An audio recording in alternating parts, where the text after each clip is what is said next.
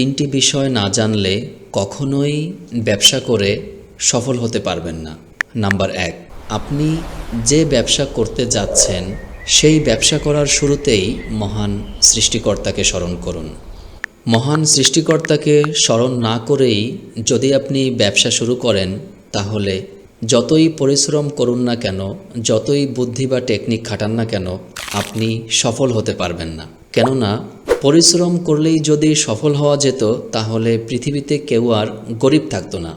আর পৃথিবীর সকল গরিব মানুষ যদি ধনী হয়ে যায়, তাহলে কেউ কাউকে মানবে না, কেউ কারো কথা শুনবেও না।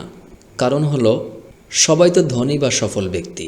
একজন অন্যজনকে বলবে, আরে ভাই, আমি তোমার কথা শুনতে যাব কেন? আমার কি কিছু তোমার চেয়ে কম আছে?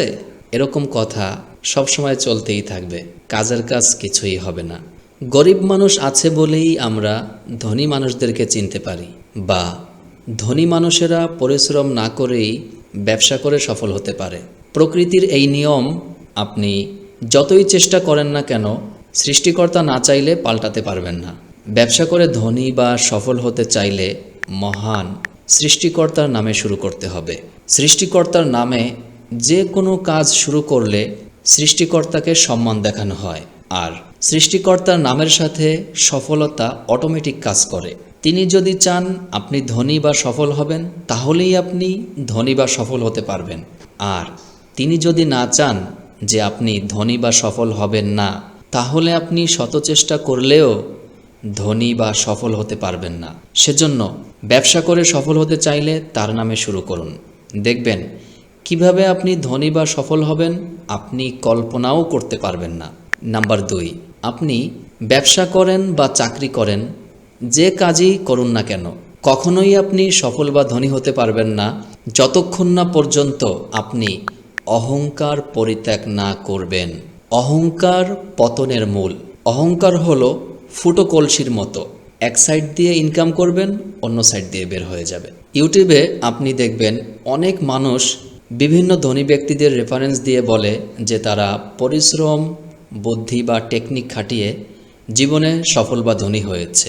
সাধারণত যাদের রেফারেন্স দেওয়া হয়, যেমন Warren Buffett, Steve Jobs, Bill Gates, Elon Musk, Jeff Bezos ইত্যাদি, তাদেরকে যখন জিজ্ঞাসা করা হয় আপনারা কিভাবে ধনী বা সফল হলেন, তারা তখন এভাবে বলে, আমরা সময়কে মূল্যায়ন করে, পরিশ্রম করে, বিভিন্ন টেকনিক বা বুদ্ধি খাটিয়ে জীবনে সফল বা ধনী হয়েছি।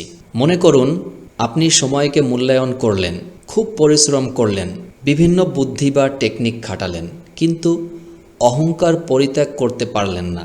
জেনে রাখুন, আপনি কখনো ধনী বা সফল হতে পারবেন না। আসলে ধনী লোকেরা বা সফল ব্যক্তিরা তারা সময়কে মূল্যায়ন করে, পরিশ্রম করে, বিভিন্ন টেকনিক বা বুদ্ধি খাটিয়ে ধনী বা সফল হয়নি। তারা সফল হয়েছে এই কারণে যে তাদের একটি ভালো গুণ ছিল, সেটি হলো তারা কখনো অহংকার করেনি।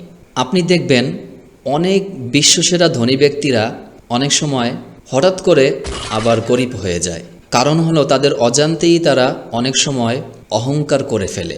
আপনার সময়কে বেশি মূল্যায়ন করতে হবে না, বেশি পরিশ্রম করতে হবে না, শুধু অহংকার করা থেকে দূরে থাকুন।